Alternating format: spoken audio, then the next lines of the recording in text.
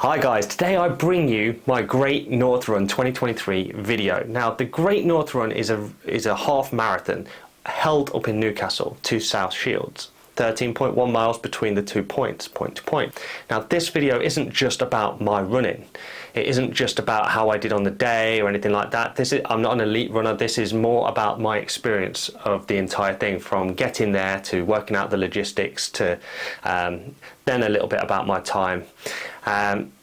Spoiler alert, I got in the top 3% of runners on the day, and I was still disappointed with my time because of a few reasons, and I'll cover that in the video shortly.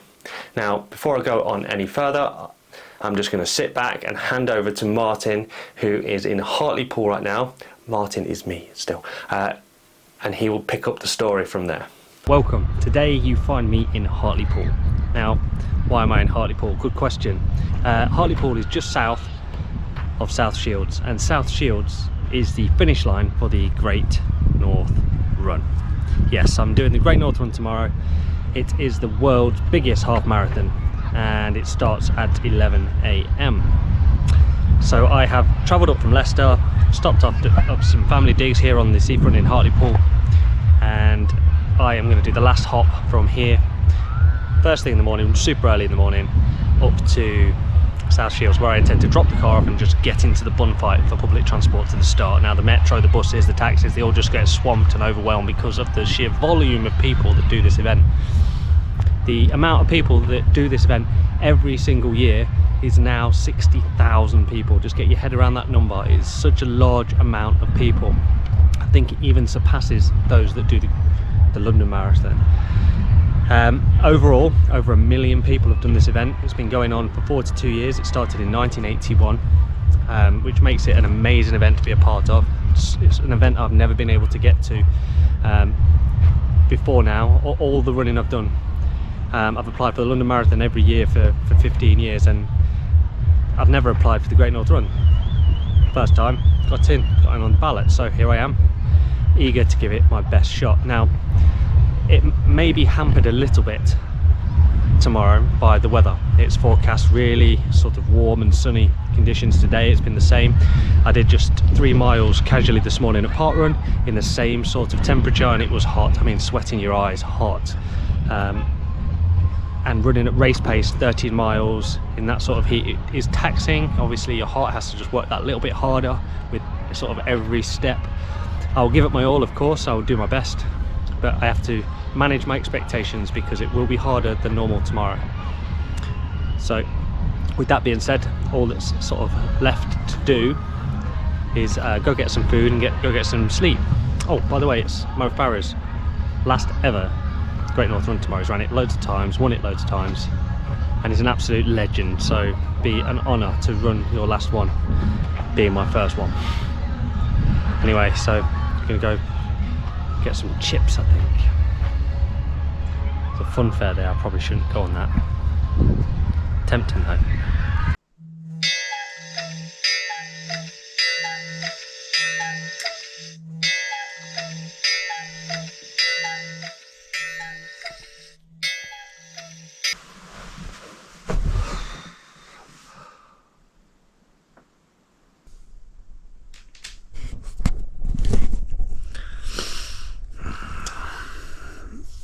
It's an unholy hour, but so I'm ready to go. I just got to get dressed, eat something, drink something, and we're good. The stars are all out. A Hartlepool, and I'm just loading up the car, head over to South Shields. So we pick up now where I have commuted from Hartlepool up to South Shields. I had picked out a particular housing estate which was south of the route, which meant I didn't get trapped in by all the road closures, so I could get my car at the end and make a swift getaway without getting all sort of clogged up afterwards. What's up guys?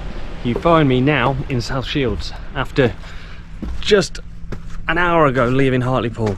It is an unholy 5:55 in the morning. I had to get up pre-5 o'clock, which is absurd. But I'm here. The car is parked in some suspicious, slightly skanky back alley somewhere. I hope it's there with the windows and wheels intact when I get back, but We shall see. All I've got to do now is get to the start line. Got my bag of wearables and disposables. It's actually a nice temperature. This would be a lovely temperature to do it in. But when that sun comes up in a minute, I think we're going to start to get hot. We'll be cursing this by the end of today.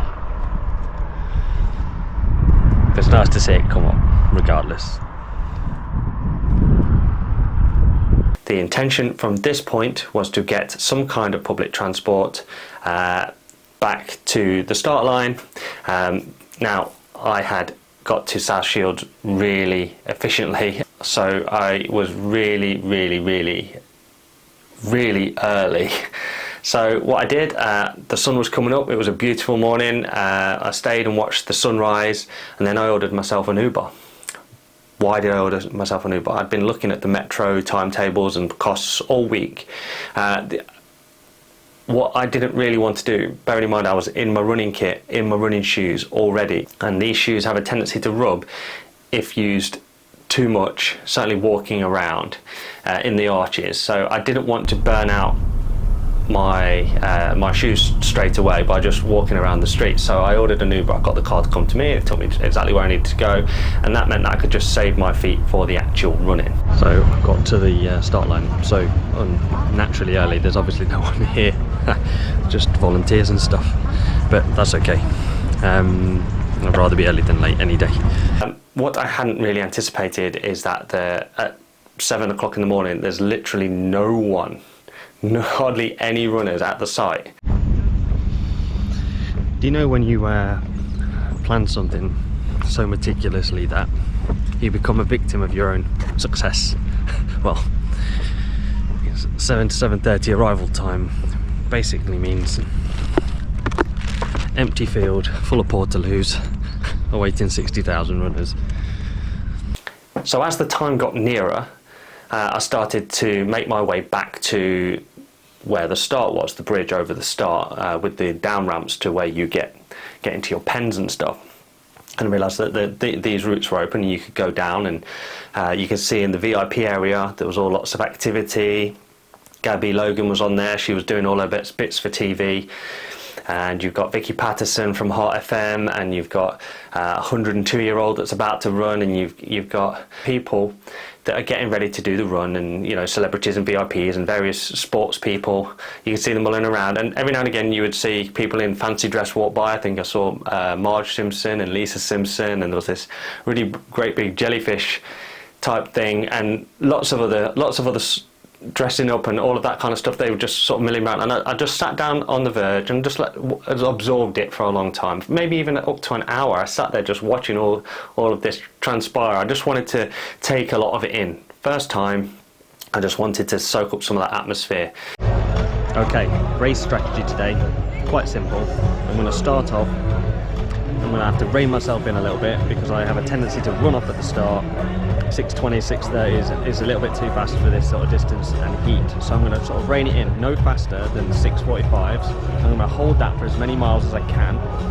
It'll build up a bit of a buffer with each mile, and it would allow a little bit of slip. Okay, just trying to find my pen, so that's wave 8. Orange starts just up here. Look, it's much bigger in real life. Much longer. I'm not as close to Mo as I thought. Boxes, I'm sure you enjoy. So, in the pen, 10 o'clock, B wave. You can see the start line just down there. It's not that far. So when you're in this pen, you obviously have to pretend to do some warm-ups. So, when in Rome. When in Rome, just do what everyone else is doing. Now, I was in pen orange B, which put me behind only the elites and A. So obviously, depending on what time you put on the application is depending on where you'll be in the start column. So yeah, we all sort of, as the crowds sort of closed in, and the pen got smaller and smaller, and we'd just end up having to stand there. And by this point, the sun was out, and it was beating down on us, and we're having to just stand there and watch, you know, for an hour in the baking heat ahead of the run. Yes. Arms up. Here we go. Clap your hands above your heads. Wow. Woo. Stretch. No more. Stretch. Yes. Keep it going. Few more. Sir Mo Farah. And then, without sort of too much ceremony whatsoever, bang, the elite men are away. This signifies the rest of the pack, the rest of the masses could be released also, because obviously the elite men burn off and leave the muggles behind, including myself. Approaching the start line. Oh, sorry dude. It's big. Okay, so the zigzags are designed to break you out of the crowds before you start. Right, here we go. Let me start my watch. Here we go, okay? Screen.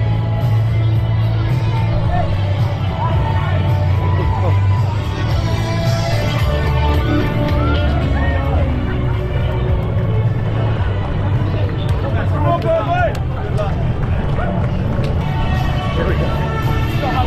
This guy was sent to tease me. Look at him.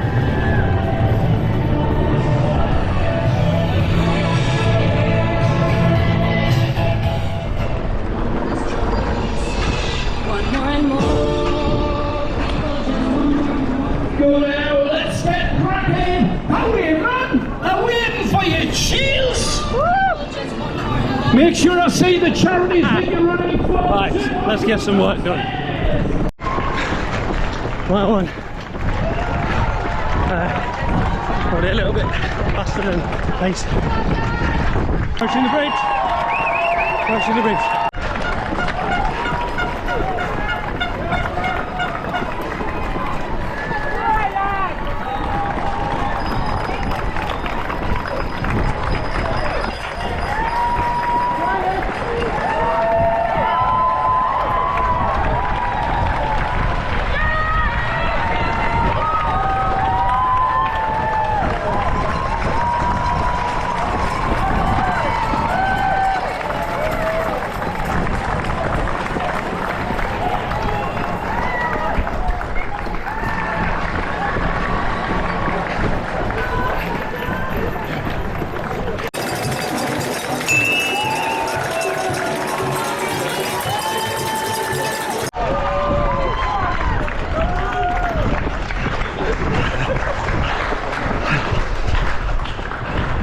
Miles.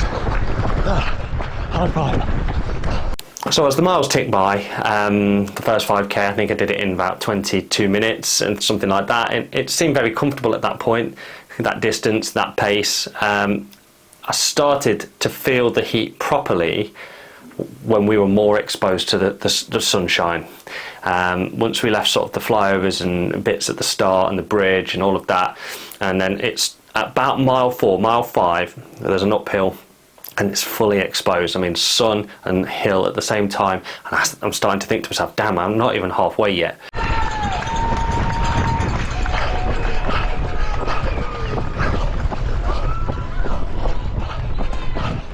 Okay, pretty hard today.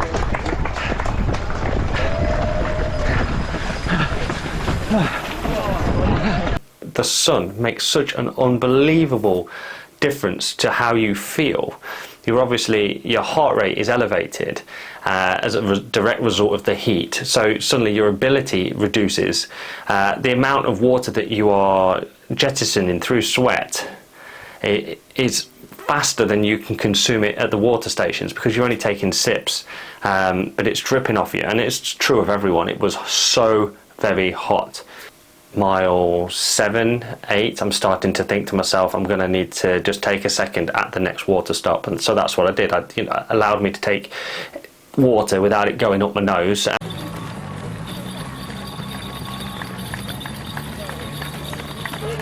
Okay, so the wheels are about falling off just after 15k. Struggling to breathe, having to be smart now, so I can get to the end. Oh, I just passed mile 10. How's agony now? By mile 9, I was struggling. I'm not gonna dress it up. The paces that I've been following, the official paces, the 1:30 and the 1:35, they both started to slip away. I could see their flags woggling down the down the road ahead of me, but I couldn't keep up with them because the heat was just decimating me. I couldn't quite breathe right. Didn't feel like there was enough oxygen in the air. It just felt difficult. And at that point, I'd sort of resigned to the fact that this wasn't going to be that race for me. Whatever time I got would be fine. I really didn't want to see the 1:40 pacer go by me, so I picked it up a little bit and carried on going. After grizzling through the miles 11 and 12, you sort of go over a hill and you come down into South Shields seafront, and you turn a sharp left, and there's about 2k to go from there. At this point, the crowds are thickening. They're much more dense at this finishing straight, and the noise is overwhelming. You know, this amount of people cheering, and the ones that really stand out, the ones that read your name and they shout your name, even though you've got no one there to support you. Someone shouting your name, a voice out of the crowd. Come on, Martin! Come on, Martin! Keep going, Martin! It's nice to hear that when you're struggling a little bit, and it does make you pick your feet up. Those little personalised shouts are amazing, and that's one of the takeaways from this particular event, is the support is outstanding.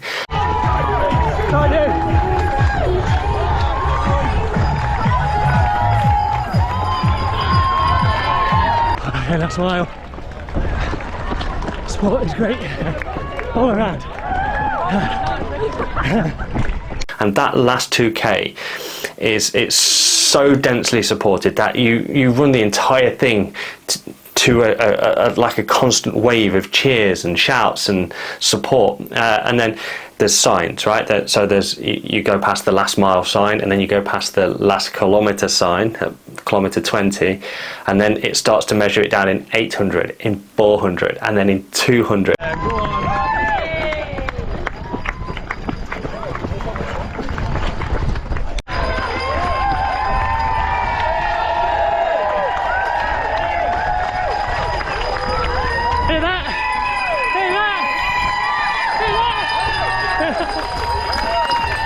Get me to the end! One more!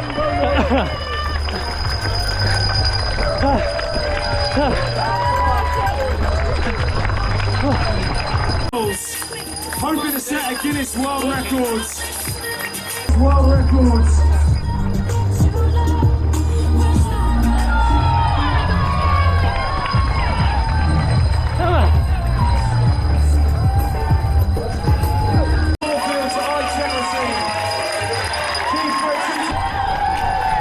Raising money for more eye charity.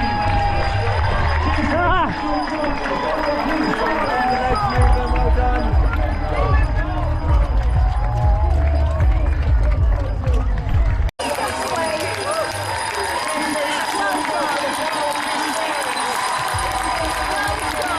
And then boom, straight through the finish, and that's it. And you're like, yes, done it.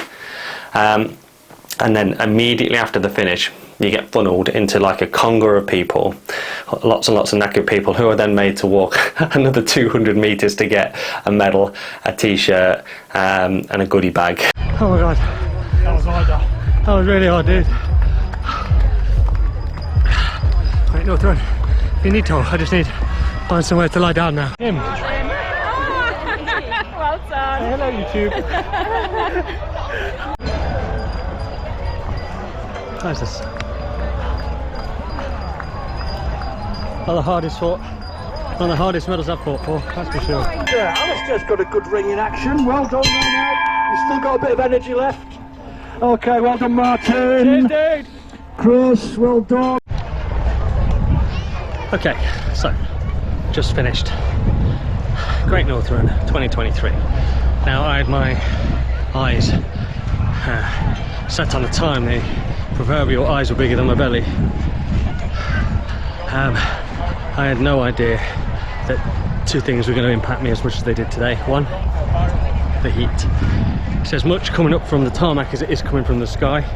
there's almost no shade all the way around. So it's relentless. Although the hills are gradual, they're never ending and last at least half of the course, and the downs don't seem to be equal. Obviously it's not a circle, so it doesn't have to be. It might be, but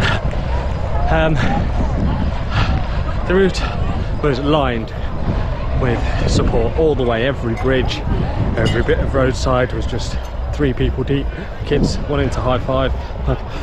If I'd high fived every single one, I would have had a sore hand by the end. They had water showers, but they just served to fog my goggles up, my glasses and my camera, so I went through one and not the others.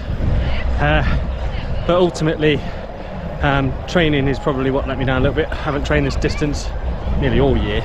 All I had to do was get back to my car, which was just over a mile away from the finish.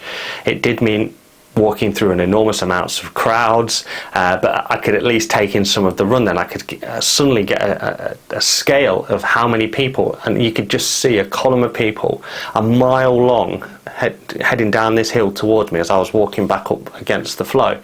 And it is unbelievable how many people. You could not even begin to imagine 60,000 people. Someone in my own running club who was at the back of the start column had not yet crossed the start line at the point in which I'd crossed the finish. That's how many people were there.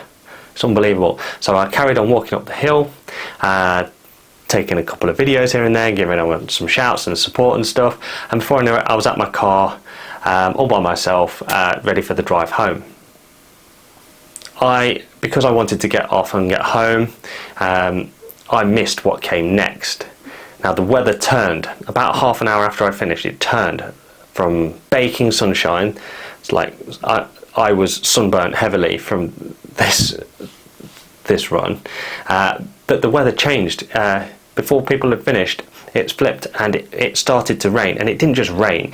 They had like a week's worth of rain in like an hour, and it was torrential. It so bad that it flash flooded the finish, flash flooded the metro, stopped the trains working or the public transport working. It was then that I realised that the plans I'd put in place where I'd parked when I got there, that these plans were crucial to getting away efficiently without too much bother.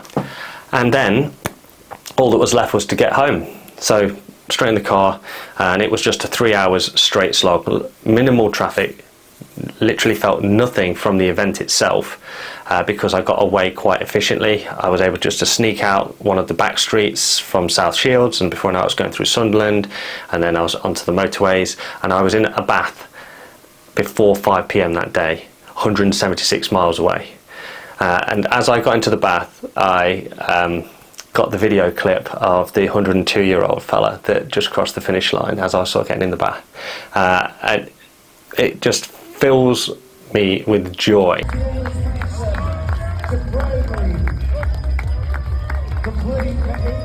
I expressed at the start of the video that I wanted a couple of times. There was 133 was what I wanted as a minimum, right? With the sort of the goal of a sub 130. But this year I've not been running distance, and I think I've only ran a half marathon once, slowly. I've not booked in any other long distance running events, road running events. I've taken part in the Leicester Road Running League, but these are all sub 8 miles for the most part. This year I've been mostly focusing on like fitness and fitness events, which are much shorter bursts of running, and they don't necessarily translate to an hour and a half's worth of running. So I wasn't particularly trained for this type of event. It just fit into my calendar year of all the events that I'm doing, so I really wanted to give it a go. So I was aiming for 133. Because of the problems with the weather, I ended up getting a 136. It's only 3 minutes off, but it was enough to not upset me, but I was just a little bit disappointed that I couldn't go that little bit faster, that I couldn't just grit through it on the day. But you have to be sensible when the sun is that powerful, and dehydration is a real threat. And I knew it was a dehydration thing because my belly started hurting, and I started to get a little bit dizzy on some of those hills. So yeah, it was important that I get hydrated. But when I got home, I sort of figured out where I placed. It was about 1,600 something. So 1,600 people finished ahead of me, if you can imagine that. But that meant that there was 50-something thousand people behind me. And when worked out, put it in a calculator and said, what's that percentage? What percentage did I come? And it came out at like 2.75%. So I'm in the top 3% of all the runners that turned up that day. And I know there's lots of people that are just running it casually. There's lots of people that are just running it for fun and they're not taking it too seriously, and you know, blah blah blah blah blah. But there's lots of people that are trying their hardest, and it's still. I shouldn't. What I'm trying to say is I shouldn't beat myself up too much, because it's a respectable time, and lots of people would aspire to that time, much like I aspire to be faster too. I want to finish this video just to reflect on what a unique and amazing race this was to be a part of. As I've mentioned before, it was the energy and the warmth from everyone that surrounds this particular event. Mainly the people that are just there supporting it from the roadside. Every bridge, every bit of road had a human being on it shouting at us to go, to get there, to try harder, don't give up. That's my massive takeaway from this event. It is just a wonderful, wonderful thing to be a part of, and I think I've covered just about everything. If there's anything that you want to know about the event or my logistics, please pop them in the comments below and I'll happily answer them at my leisure. Would I do this event again? Yes, absolutely I would. I feel I've got a little bit of unfinished business. I'd love to go back and do it when I was trained up a little bit better for this particular type. I'd like to get a new pair of trainers, because I think the Alpha Flies that I'm wearing are on their way out. They've done 400 miles. I don't think they've got much spring left in them. And yeah, on a slightly better weather day, so you know, I'm not being burned by the sun so bad. And I did. When I got home and took my running vest off, I had a running vest shape burned on me. So I feel that the weather was the thing that took it away from me, and I would love to, you know, come back on a slightly cooler September afternoon and give it my all. Okay, I think I have talked enough. Thank you for watching this video. It's been an amazing experience, and I'd love to hear about some of your race day experiences in the comments. So please give the channel a subscribe, and I'll see you in my next video.